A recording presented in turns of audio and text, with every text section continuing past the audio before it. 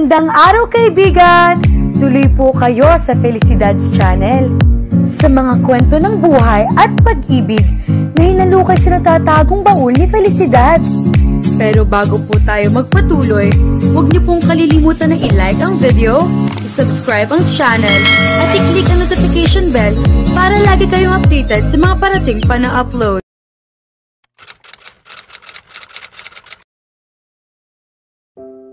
Nang magkamalay uli si Cassie ay nakatali na naman siya. Hindi lang siya nakatali kundi nakapiring din at may panyong nakatali sa kanyang bibig. Masama ang kanyang pakiramdam. Inaapoy siya ng lagnat, nang hihina at nananakit ang kanyang katawan. Nangangatal siya sa lamig at sa sitwasyon niya, awang-awa siya sa kanyang sarili. Ni hindi niya magawang mamaluktot para malabanan ang lamig. Ni hindi pa siya kumakain at para siyang masusuka. Hindi na niya nararamdaman ang baril sa magkabilang tabi niya. Ibig sabihin kinuha na iyon ng kidnapper na nakatagpo sa kanya. Hindi siya dapat natulog pero sobrang pagod na siya. Makikita pa kaya siya ng mga taong gustong mailigtas siya? Makikita pa kaya niya ang kanyang pamilya? Makikita pa kaya siya ni Rourke? Naramdaman niya ang pag-iinit sa kanyang mga mata at wala sa sariling umungol siya. Gusto niyang umiyak pero hindi niya magawang humagulhol dahil sa harang sa kanyang bibig. Dito pa lang yata sa mga nararamdaman niyang ito ay mamamatay na siya. Kahit hindi niya gustong sumuko, baka katawan niya ang sumuko para sa kanya. Tumahimik ka, narinig niyang utos ng kidnapper na sumuntok sa kanya kanina. Hindi siya nakakikita, hindi siya nakakakilos, at alam niyang ang tanging kasama niya ay may kapabilidad na patayin siya kahit anong oras na gustuhin ito. Ang pakiramdam ng matinding takot, kasama ng sakit na kanyang tinitiis sa katawan, ang naging dahilan upang siya ay muling mawalan ng malay. Nang magkamalay uli siya, may mga kamay na kumakalas sa tali sa kanyang mga kamay. May kumakalas din sa harang sa kanyang bibig. Umungol siya. Iniungol niya ang isang pangalan nang sa wakas ay nakawala na ang kanyang bibig. Rourke. Sa kanyang matinding pagkagulat, sumagot ang tinig ni Rourke sa kanyang tawag. Nandito ako, Cassie, nandito ako. Ligtas ka na. Naramdaman niya ang mainit na luhang tumutulo mula sa kanyang mga mata at hindi niya sinubukang magmulat. Patay na siguro siya. Nasa langit na siya. At muli nawalan siya ng malay. Nang muling magkamalay siya ay nakahiga na siya sa isang hospital bed. May nakakabit na dextrose sa kanya at hindi nabasa ang kanyang suot na damit. She was in a hospital gown, nakakumot siya hanggang dibdib kaya hindi na siya nilalamig at hindi na rin siya nakatali, nakapiring o nakagag. Malaya na siya. At siya ay buhay. Nagsimula siyang umiyak. Nang marinig ng kanyang mga kasama sa kwarto ang kanyang ingay ay nagtayuan ang mga ito at lumapit sa kama. Naroon ang kanyang mommy, si Carol, at si Min. Umiiyak din ang mga ito. Mommy! Anak! Hawak nito ng mahigpit ang kanyang kamay. Ligtas ka na. Huwag kang matakot, ligtas ka na. Ayos ka lang ba? Tanong niya rito. Inaalala kita, kasi baka kung mapaano ka sa pag-aalala. Kasama ko si Carol. Saka itong si Min. Hindi nila ako pinabayaan.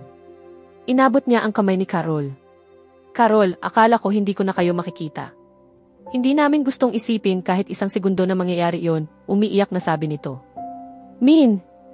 Umiti ito sa kabila ng mga luha nito. Ang saya-saya ko na ligtas ka. Wala akong masabi. Masaya lang talaga ako na nakabalik ka. Salamat sa pananatili mong kasama si Mommy. Si Rourke. Sila ang nakatagpo sa'yo. Narinig ko ang boses niya, I think. Akala ko patay na ako. Nahihiya siyang ipaliwanag kung bakit nagkaroon ng impresyon sa kanya na nasa langit na siya noong marinig niya ang tinig ng binata. Sino nang kasama niya? Si Gaby, sagot nito. At isang kaibigan. Hiningi namin ang tulong ng mga pulis, pero sina kuya pa rin ang unang nakatagpo sa'yo. Alam niya na ba kung sino ang nagpakidnap sa akin? Tanong niya nang nakakabawi na siya sa pag-iyak. Pinahid niya ang kanyang mga luha ng likod ng kanyang kamay. Narinig ko ang usapan ng mga kidnappers. Pinakidnap ako ng isang taong kakilala ko. Alam niyo na ba kung sino? Nagkatinginan ang mga ito at nabitin ang kanyang hininga. Please, sino? Muling tanong niya. Ang kanyang mommy ang sumagot. Ang tita Erica mo. Natigilan siya. Pagkatapos ay nakadama siya ng matinding sakit sa kanyang dibdib para sa kanyang pinsan. My God, alam na ba ni Gaby? Yes, sabi ni Min. Kaya hindi siya iniiwan ni kuya. Noong malaman niya, nagwala siya. Ayaw agad niyang maniwala. Noong hindi na niya maiwasang maniwala, hindi na niya kinaya. Natulala siya. Napapikit siya. Kawawa naman ang pinsan ko. Bakit naisip gawin yon sa akin ni tita? Nagkaroon siya ng mga utang na hindi niya magawang bayaran. Sa kasino, sa pagbili ng mga alahas. Puro siya promise na babayaran pero naiinip na yung mga pinagkakautangan niya. Ang ipinapangako niya lagi ay ang pera ng anak niya, pero hindi pa naman hawak ni Gaby ang kontrol sa pera. Kaya pala may mga nasasabi na siyang kakaiba.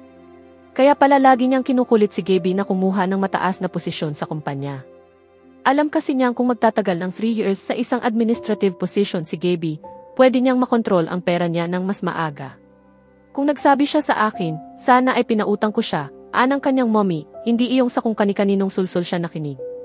Pero ngayon, nagkaroon siya ng kasalanang hindi ko alam kung paano ko mapapatawad. Inilagay niya sa kapahamakan ang buhay mo. Nasaan na ngayon si tita? Inatake siya sa puso pero ligtas na siya, sagot ni Carol. Sigurado akong mas gugustuhin pa niya ngayon ang namatay na lamang siya, kaysa sa mahulog sa sobrang kahihiyan. Ni hindi na niya binigyan ng kahihiyan ang kanyang anak. Kumusta na si Gaby, mommy? Hindi niya gustong makita ako, parang batang nagsusumbong na sabi ni Min. Napatingin siya rito. Bakit naman? Ako kasi ang nakarinig sa pakikipag-usap ng mommy niya sa kidnapper noong nakatakas ka. Ako ang nakabisto sa kanya. Hindi ko alam kung dahil galit o nahihiya siya, pero ayaw niya akong makita. Magbabago rin ang isip niya, sabi niya rito. Marahang tumango ito. Sana nga. Kasi, untag sa kanya ng kanyang mommy. Mabuti pa, magpahinga ka muna. Kailangan mong magpalakas agad para maiuwi na kita sa bahay. Hindi ako mapalagay na narito ka sa ospital. Mommy, wag na po kayong mag-alala. Hindi na ho maulit yon. Sana nga, anak. Dahil kapag naiisip kong dadaan uli ako sa pinagdaanan ko sa nagdaang magdamag at maghapon, baka hindi na ako mabuhay. Mommy. At sa mga sumunod na sandali ay inalo niya ito sa malakas na pag-iyak nito. Kahit hindi pa niya naimumulat ang kanyang mga mata, ay batid na niya agad kung sino ang nakaupo sa tabi ng kanyang kama sa hospital room. Nararamdaman niya ang presensya nito gaya ng dati. At higit pa roon, naaamoy niya ang gamit nitong pabango. Pero hindi na mahalaga. Hindi na baling hindi niya nakikita o naaamoy ito. Alam niyang naroon pa rin ito.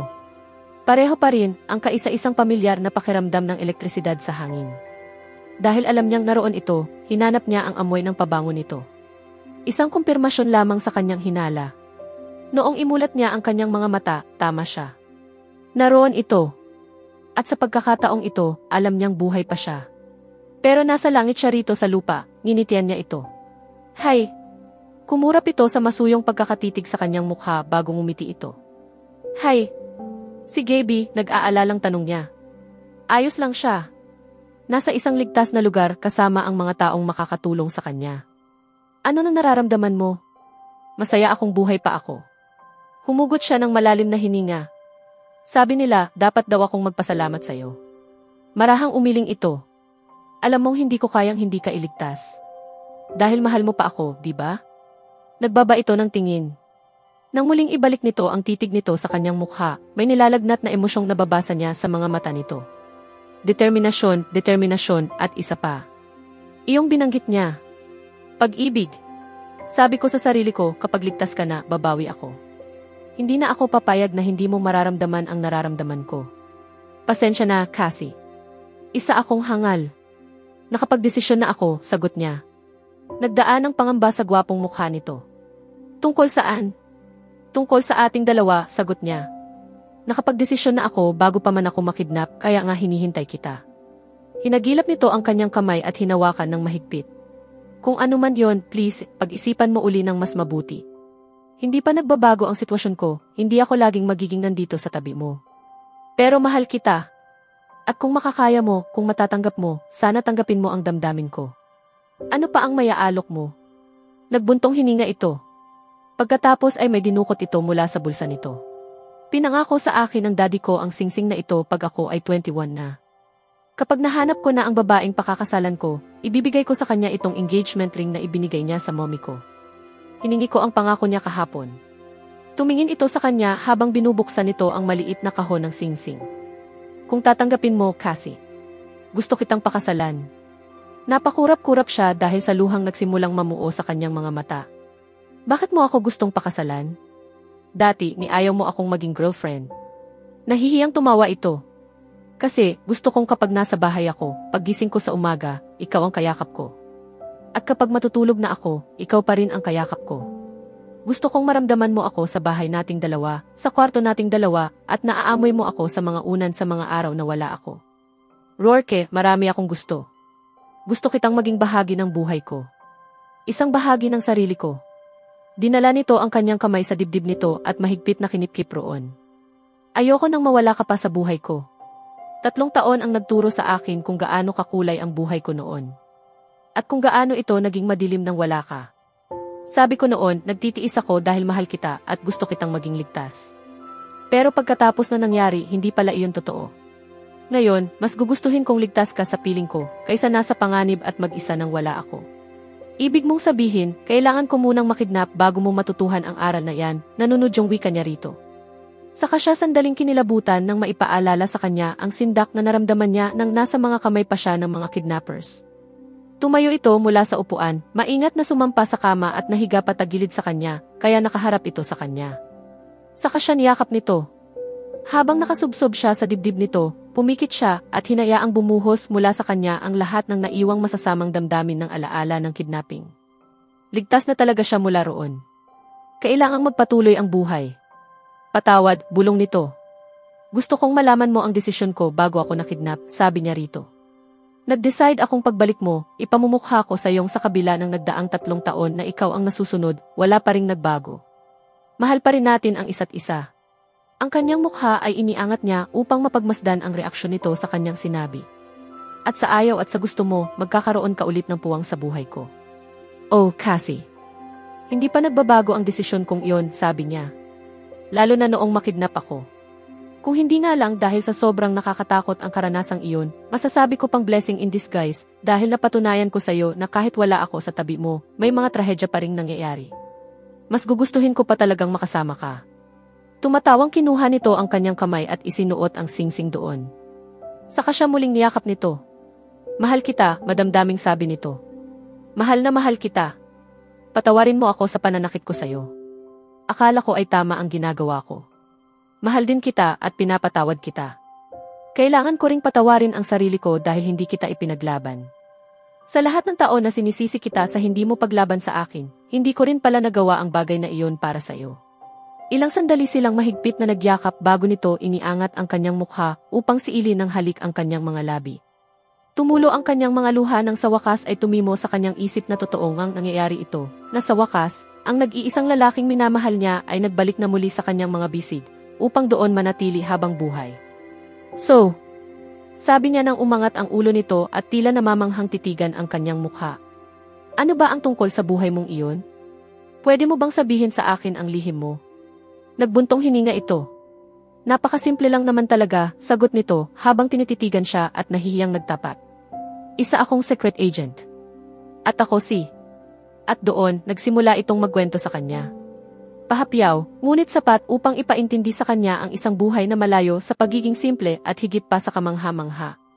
Doon nila sinimulan ang kanilang magkaugnay na buhay. Muli na namang natapos ang isang napakagandang kwento ng pag-ibig. Maraming salamat sa lahat ng patuloy na sumusubaybay. Sana ay muli tayong magkasama sa susunod na kwento.